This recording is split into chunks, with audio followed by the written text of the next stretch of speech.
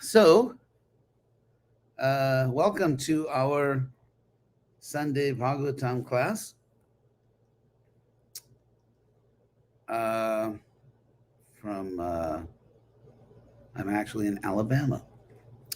So, today we're beginning with 1:12:35. 1, first canto, chapter 12, text 35. Om Namo Bhagavate Vasudevaya. Om Namo Bhagavate Vasudevaya. Om Namo Bhagavate Vasudevaya. Today we begin, as I said, with 1:12:35. Ahuto Bhagavan Ragya Yajitva Dijarnipam Vasa Katichin Masan Suridam Priyakam Yaya. So this is post Battle of Kurukshetra. So Ahuta. Ahuta can mean invited. That Bhagavan here, the subject here is Krishna, Bhagavan.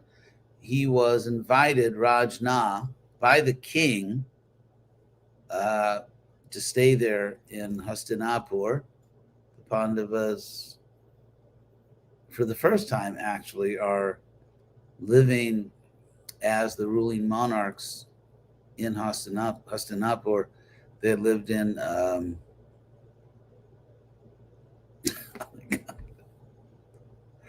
anyway, my God, the Indraprastha. They lived in Indraprastha, and then they were in the forest, of course, incognito for 12 years and 1 year hidden in the kingdom of Virat. So now, for the first time, Yudhishthira actually sits on the throne of Hastinapur, which is very significant. And let's see, where's the Sanskrit dictionary? So the word ahuta, I think, is worth looking at. That's the first word in this verse, ahuta. So Bhagavan, the Lord, is ahuta he's called by Yudhishthira. So the word ahuta can mean called, summoned, invoked, the way you invoke a deity, ahuta, or it can mean invited. So I just wanted to give you, because, of course, the word is translated here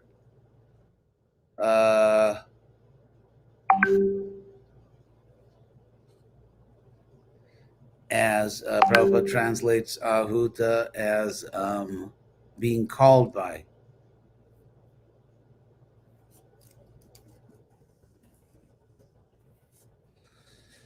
Being called by the king. And in the word for word, he translates it, being called by, in the word for word, in the actual verse translation, invited. So those are both literal senses of ahuta. So being invited by the king, Yudhishthira, who's now the king in Hastinapur, and Yajayitwa Dvijaya Nripam.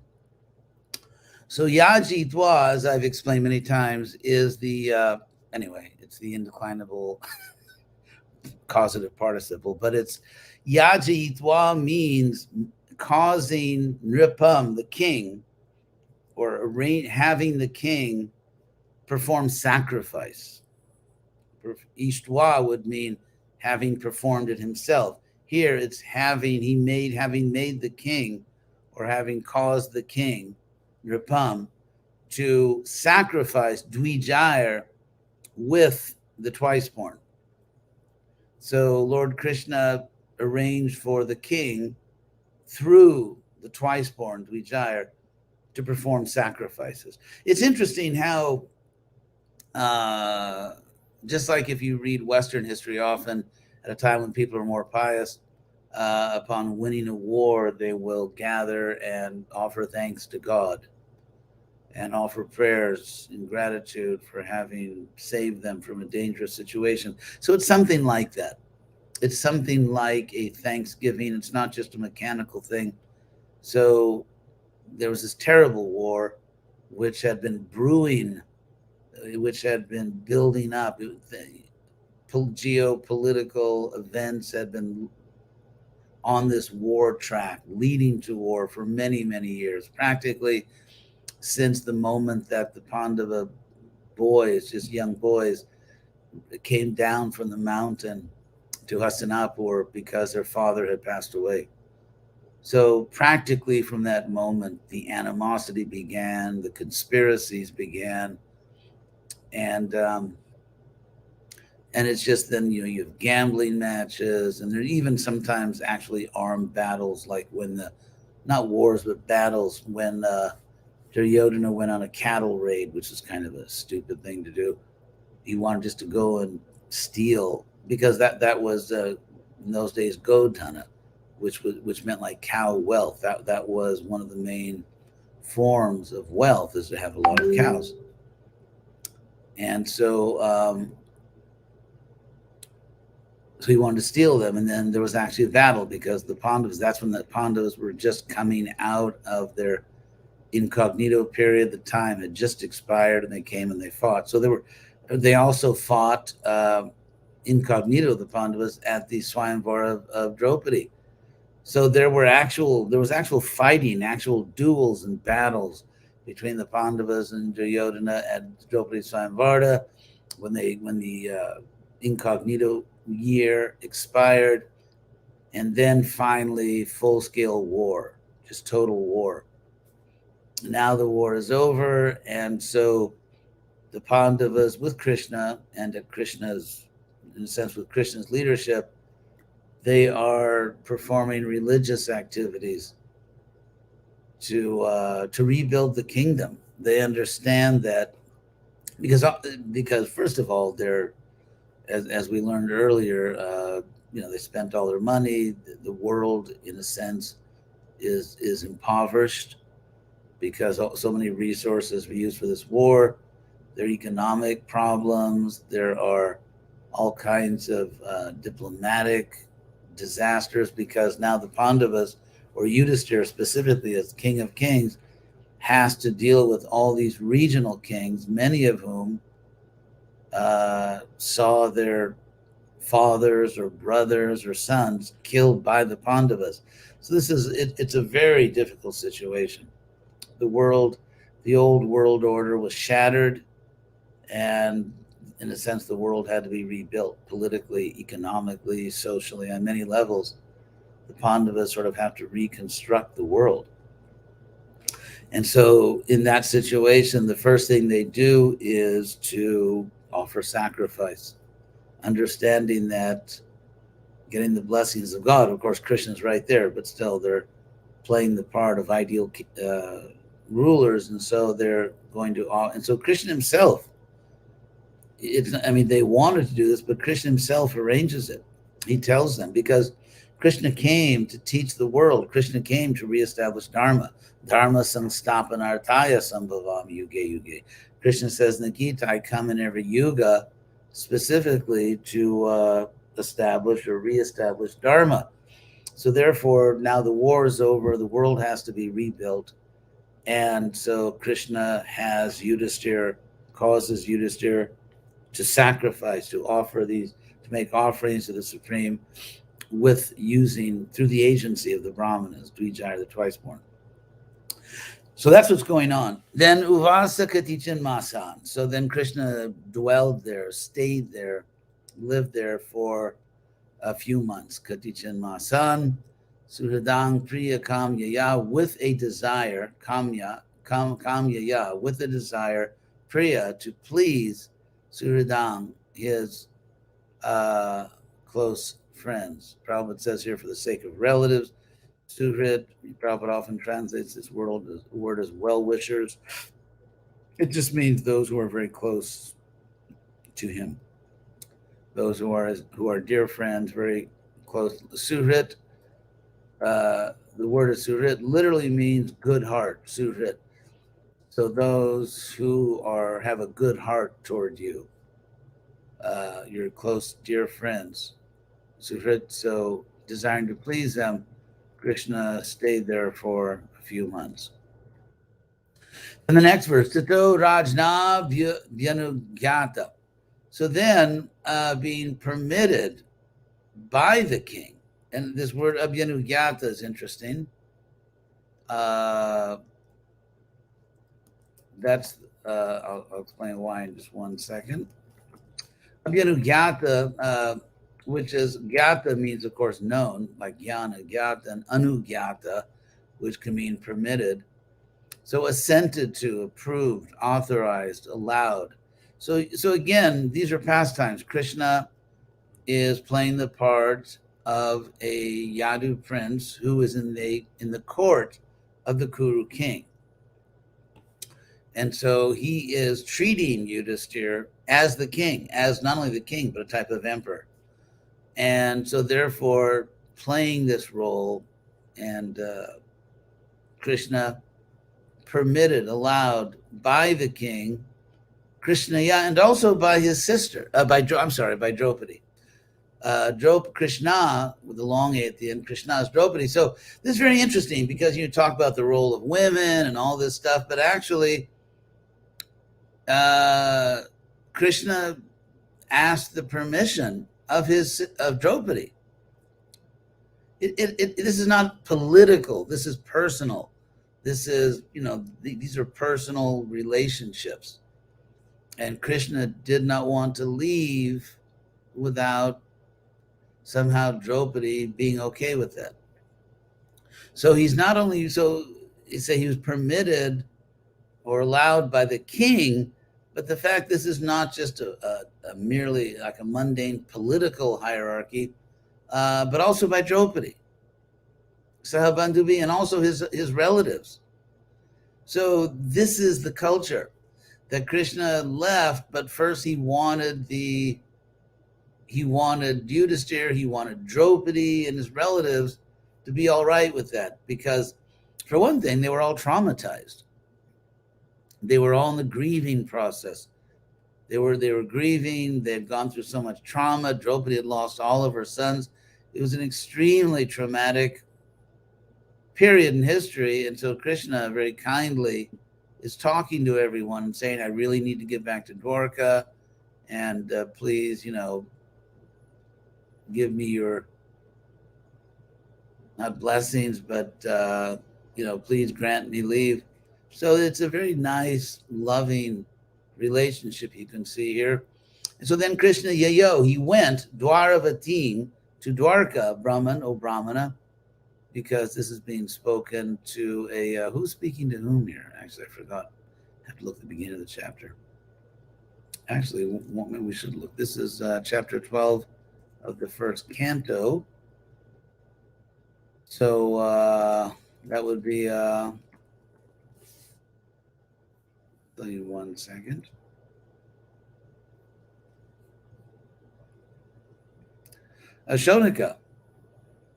Shonaka speaking to Sutta. And then Sutta said,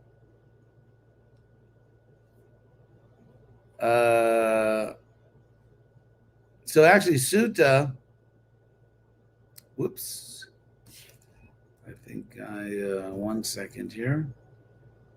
Yeah, no, I didn't make a mistake. That would have been terrible, right? Bona fide guru.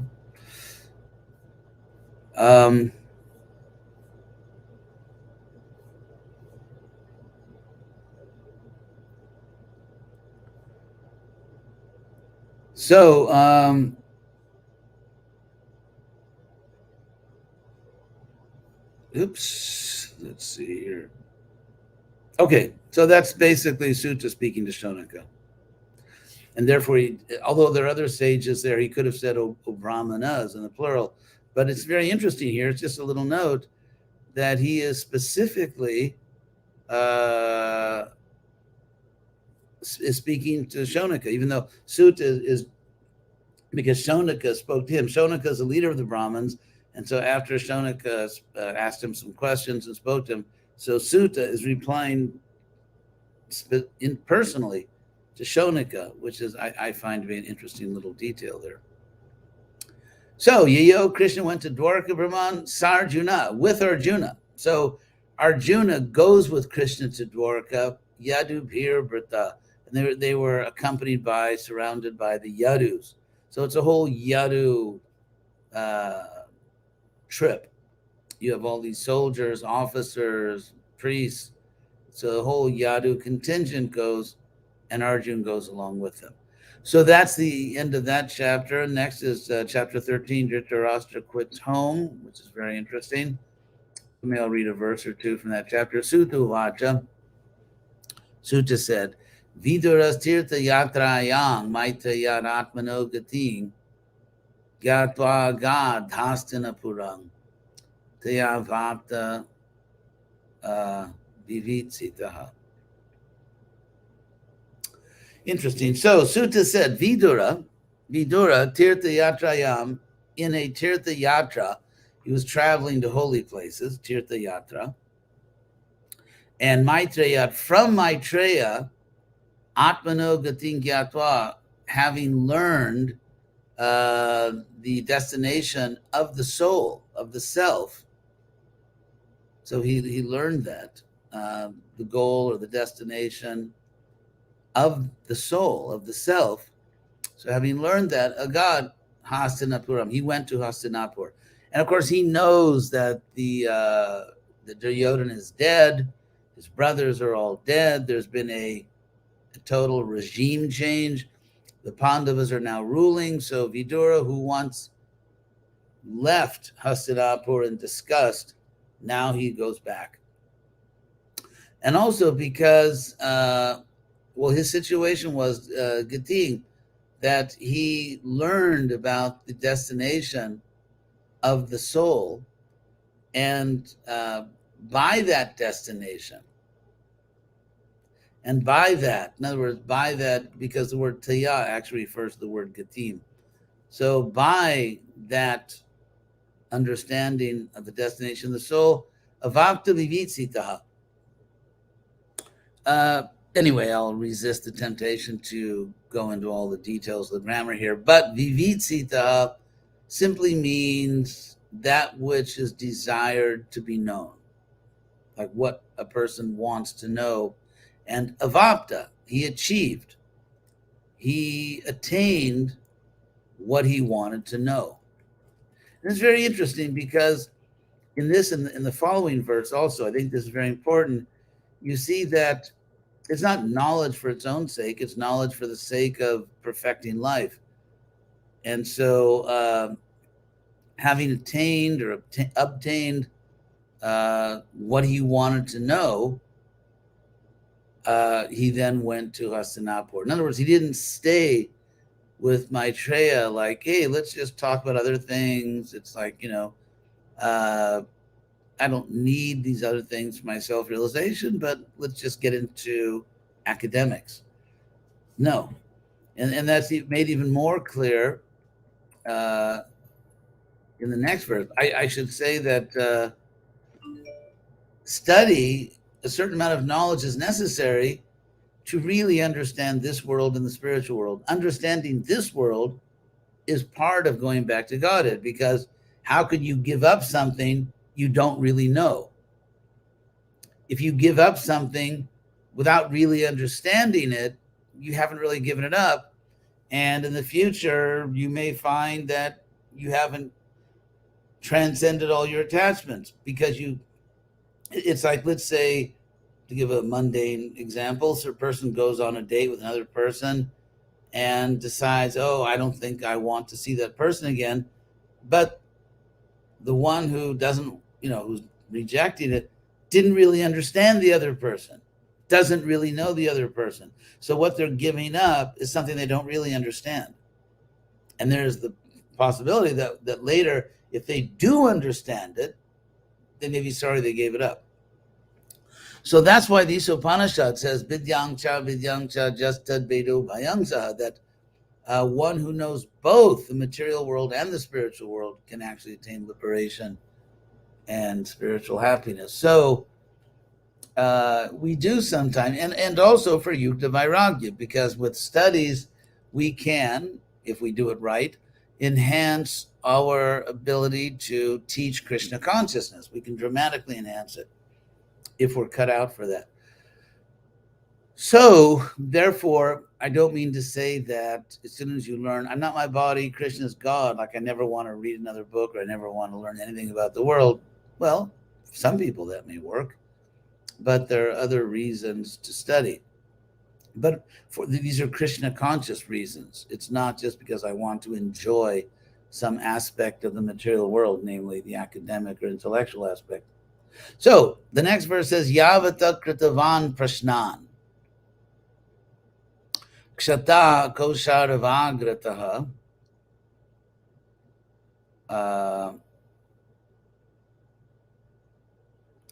Jataika bhaktir govinde.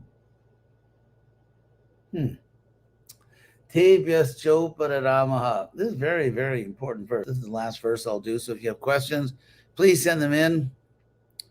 So literally having made enough questions or that many questions, Yavata kritavan prashnan, having made that many questions or those questions. Kshata or Vidura, Kosharavagrataha. Agra means in front, so agrataha means in front of or in the presence of. So Kshata Vidura, in the presence of or in the company of Kosharava, Maitreya,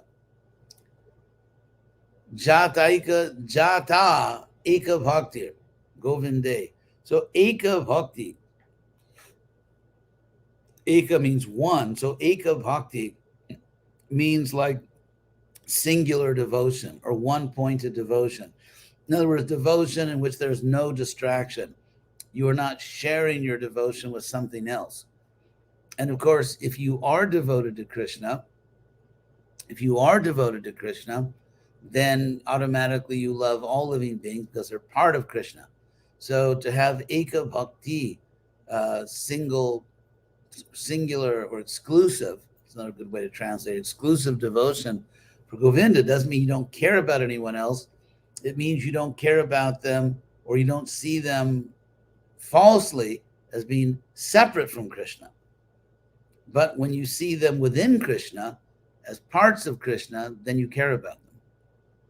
So this Eka Bhakti, this exclusive devotion, Govinde, for Govinda, Jata, literally was born or arose in Vidura. The interesting point here, it indicates that before this experience, Vidura, certainly you could say was a devotee of Krishna, but he advanced further. He went, I think that's important to understand because at least in the roles they're playing in this drama, people like Vidura, Bhishma, and so on, it's not like they never change, they never progress, they never learn anything. They, like from the very beginning of these pastimes, they're exactly the same people they will be later on. That's not actually what we see. And I think if we understand that these people are progressing, they're advancing, at least in the pastimes they're performing, it helps to understand Bhishma, for example. That's another topic. In any case, Jata Eka Bhakti Govinde. So once he developed this exclusive devotion for Govinda and made sort of enough questions, Yavata Kritavan Prashnan, then Tevyas Chopara Ramaha, he desisted. He retired from those questions. In other words, he didn't, it's not like, oh, my dear spiritual master, I was always curious, like, and then some technical question.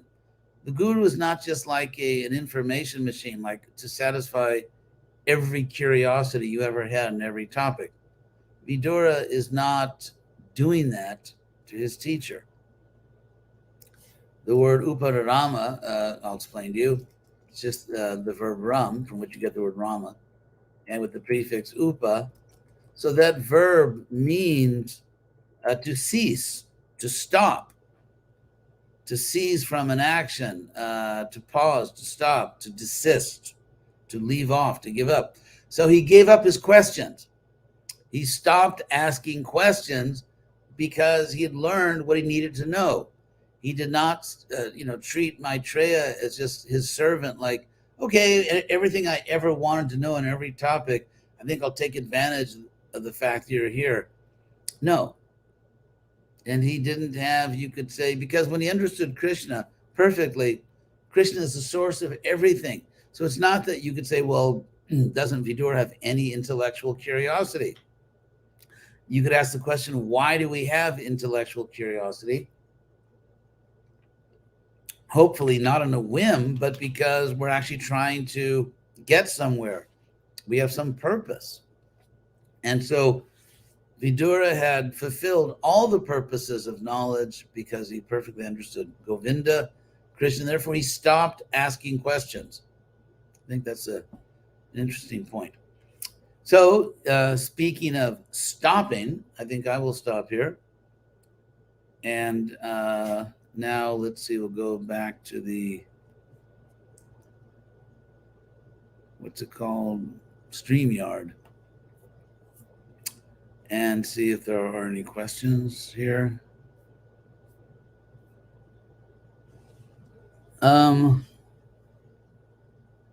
Thank you for your kind comments. Jagat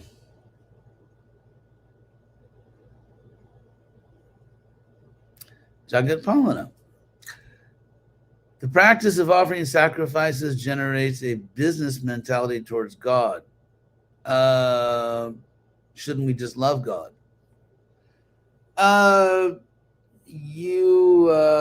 Actually, I'm going to change your verb a little bit and say it may generate a business mentality. For example, Sankirtan is called Sankirtan Yajna. Sankirtan's a sacrifice. When you offer food to Krishna, it is a sacrifice. These are all sacrifices. So let's say, for example, you are trying to print Prabhupada's books. You need money. So as a sacrifice, you go out and collect money. But with the money, you're going to print books, spiritual books, so that you can save souls. So that's a sacrifice. So the motive of a sacrifice depends on the person. And even Krishna himself says that 4 kinds of people approach me. So if you consider sacrifice to be a way of approaching God, which it is, then the motives are different.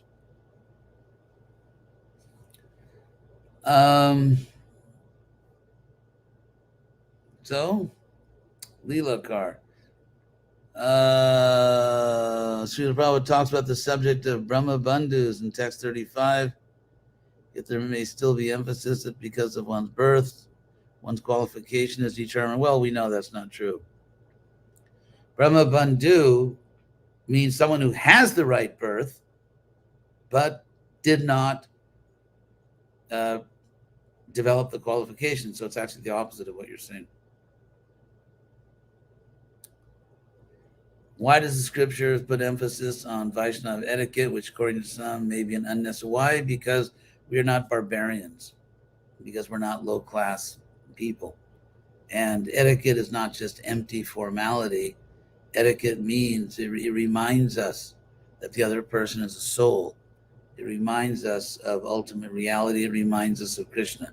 If it's performed merely as if it's not done in the right spirit, that's another thing. So, Jagat Palana, 2 for the price of 1. In Dwarka, Krishna built 16,108 palaces for his queens.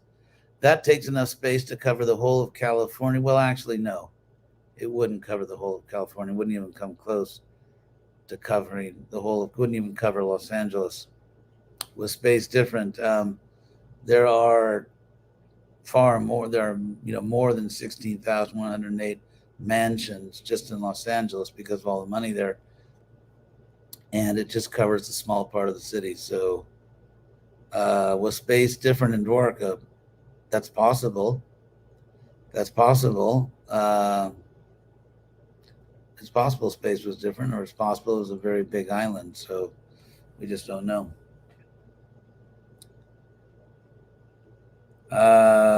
Let's see. Any other questions? Oop, It just jumped on me. So I want to make sure I don't skip anything. Radha Kanta. I'll translate from Spanish. It's jumping. Discúlpeme si algo un poco de tiempo, pero los pasatiempos cambian constantemente, se modifican. The pastimes always change. Prabhupada said variety is the mother of enjoyment. Krishna basically performs these pastimes in many universes, but little variety never hurts. So, Padmalochana, could you explain, will there be a war in this world between good and evil, like Kurukshetra or Germ Warfare? Someone's knocking at the door. A little later. Sorry, I'm in a hotel. And they were knocking on the door.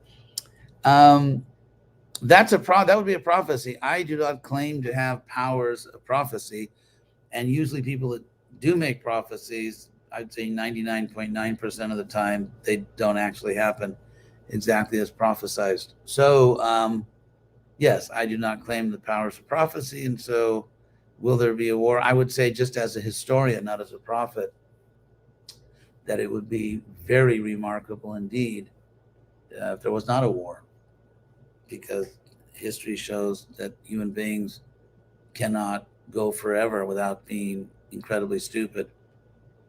And so there are wars. I don't mean both sides in the war are stupid, because there are wars where people are simply legitimately defending themselves, like Kurukshetra, or protecting a constitution.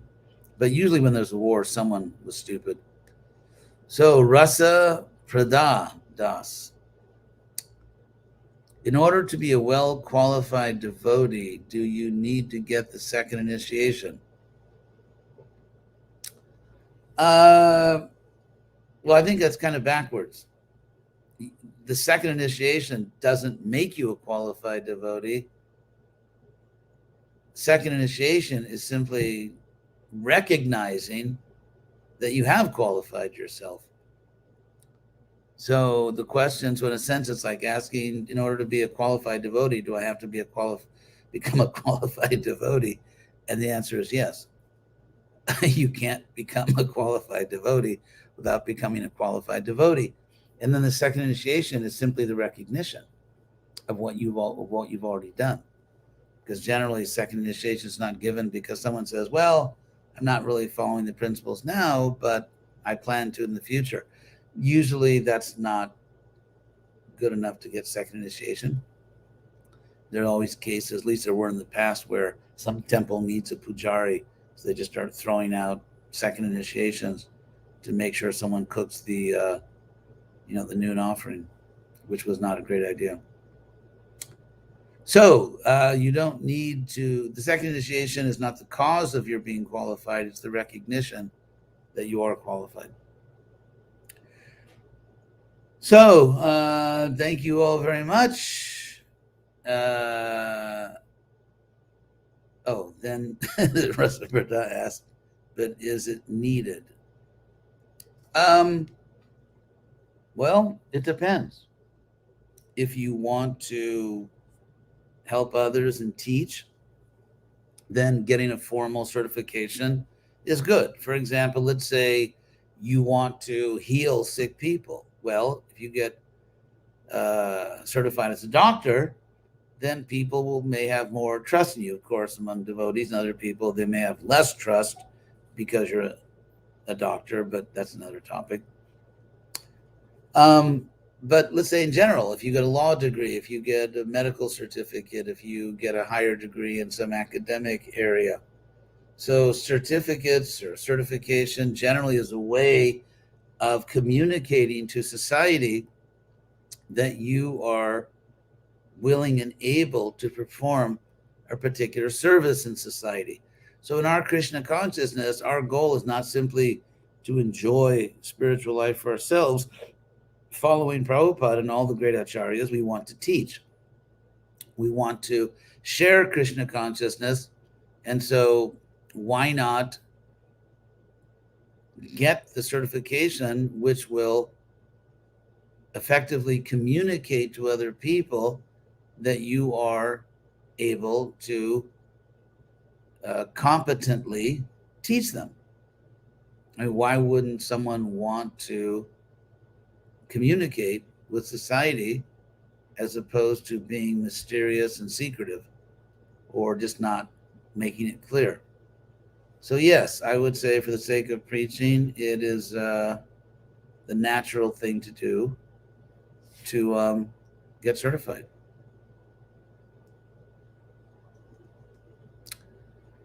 Well, another question came in from Chandrasekhar.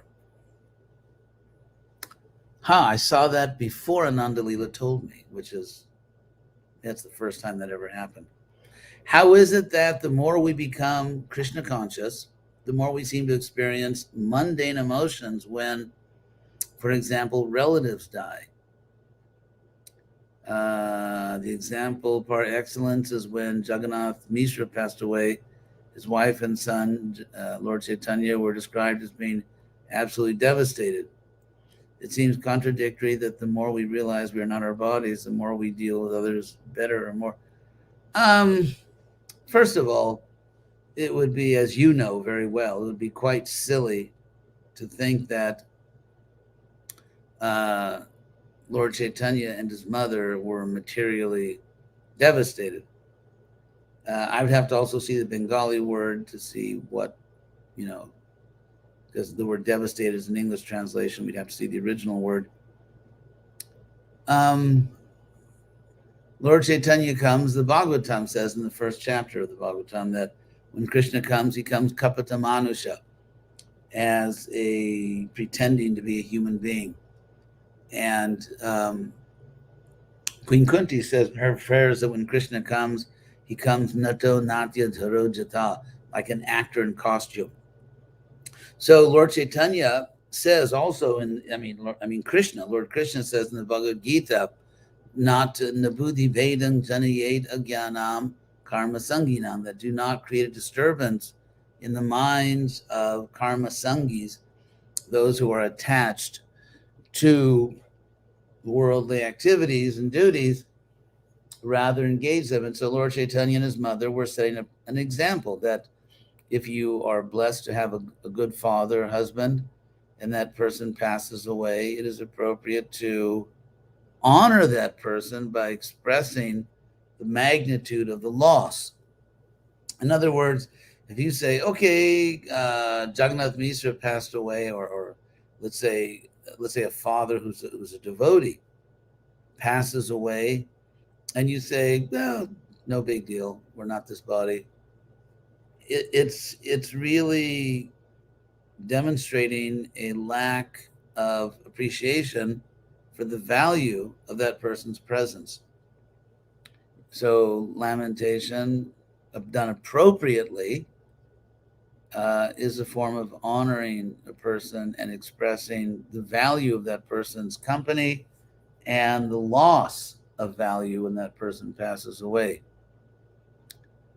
So as far as dealing better with loss, actually, if someone isn't Krishna conscious, they can appreciate the departed person. They can express sadness at losing that devotional association without experiencing mundane emotions. So no, it's not the bodily platform of life. So I think that's it. Thank you all very much. I hope we will all be together again next Sunday. And Hare Krishna.